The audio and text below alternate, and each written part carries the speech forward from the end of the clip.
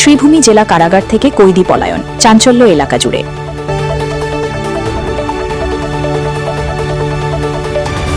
শ্রীভূমি জেলা কারাগার থেকে এক কয়েদির পলায়নের ঘটনায় তীব্র চাঞ্চল্য ছড়িয়েছে। পলাতক কয়েদির নাম শরীফ উদ্দিন। জানা গেছে তার বাড়ি শ্রীভূমি জেলার পাথারকান্দি এলাকায়। সূত্রের খবর অনুযায়ী গতকাল কারাগারের বাইরে একটি পুকুর খননের কাজে তাকে নিয়োজিত করা হয়েছিল। সেই সময় সুযোগ নিয়ে তিনি সেখান থেকেই পালিয়ে যান বলে প্রাথমিকভাবে ধারণা করা হচ্ছে।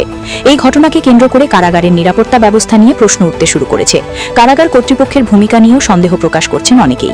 কিভাবে একজন কয়েদি এত সহজে পালিয়ে যেতে পারলেন তা নিয়ে শুরু হয়েছে তদন্ত। পলাতক কয়েদিকে ধরতে ইতিমধ্যে তৎপর হয়েছে পুলিশ ও সংশ্লিষ্ট প্রশাসন। বিভিন্ন এলাকায় তল্লাশি অভিযান চালানো হচ্ছে। এই ঘটনার পর জেল প্রশাসনের নিরাপত্তা ব্যবস্থা আরও কঠোর করার দাবি উঠছে বিভিন্ন মহল থেকে। ইনভেস্টিগেশন চলছে, আপনারা জেনে যাবেন। কালকে আইজি বিজনেস থেকে আসবে, ওরা সব কিছু বলে দেবে আপনাদের। ঠিক আছে? ওর নাম কি যে হয়ে গেছে? ওর নামও আপনারা অলরেডি পেয়েছেন না?